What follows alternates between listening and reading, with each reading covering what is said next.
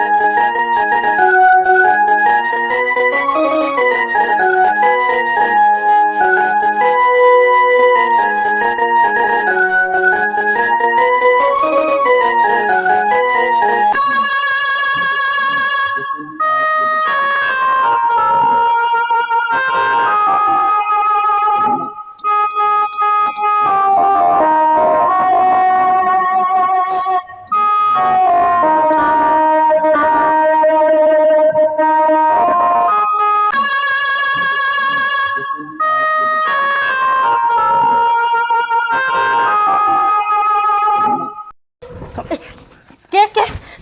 ভাবি, আমি ভাবি। হ্যাঁ, তুই? হ ভাবি, হেই। ঘরে একা একা ভালো লাগে না তো, তাই তোমার কাছে আইলাম আর কি। তুই আমার রুমে? এই দরজা তো লাগানো, তুই আমার রুমে কখন ঢুকছস? আরে এটা তুমি চিন্তা করো না, আমি অনেক আগেই ঢুকছি। আগে ঢুকছস মানে? কইছিলি? আমি তো ওয়াশরুমে গেছিলাম। ভাবি বোঝো না, যুবক বয়স, তোমার তো সব ভাঙিয়ে বলা লাগে না। যুবক বয়স মানে?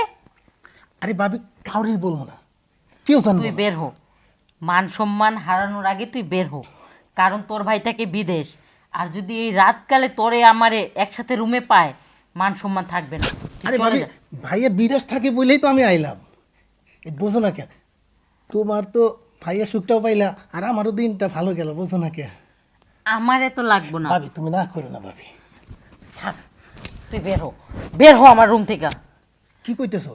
আজকে আজকে তুমি আমাকে একটা সুযোগ দাও না ভাবি। ভাবি দেখ, আমি কিন্তু তোর ছোট ভাইয়ের মতো দেখি। তুই আমার দেবর ঠিকই, কিন্তু আমি কখনো তোর দেবরের মতো দেখি না। আরে রাখো তোমার দেবর, এখন আমি তোমার আশিক।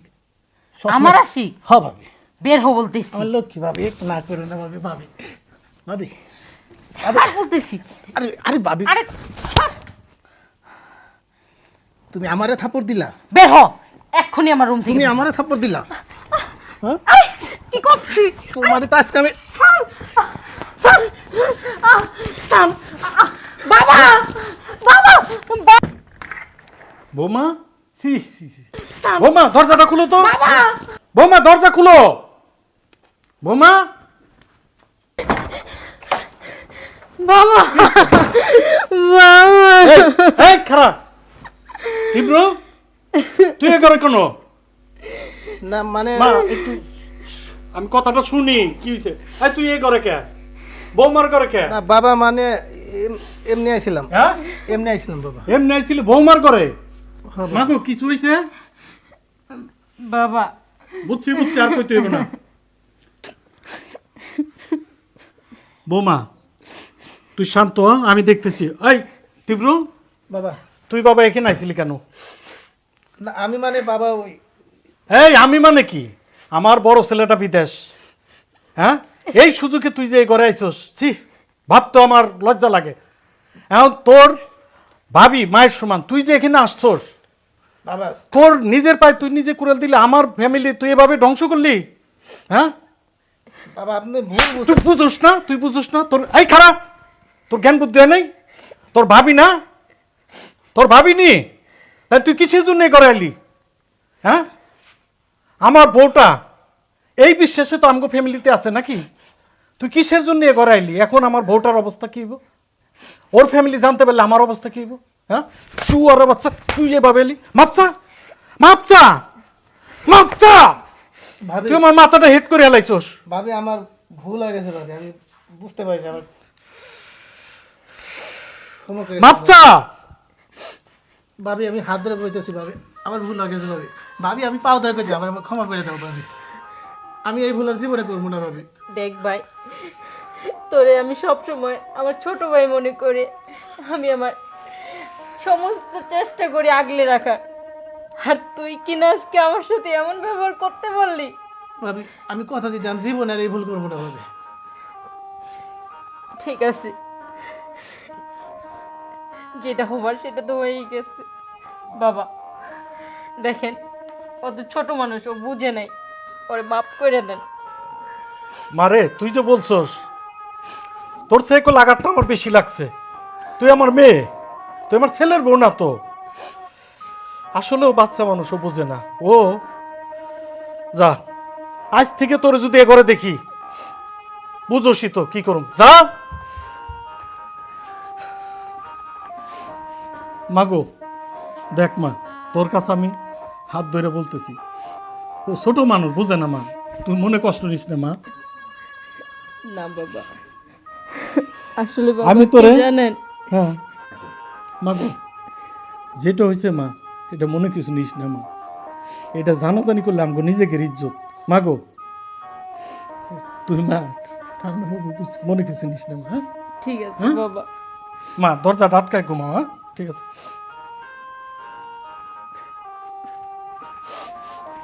আজকে যদি আমার স্বামী বিদেশ না থাকতো, তাহলে আমার সাথে এত বড় দুর্ঘটনাটা আজকে ঘটতো না।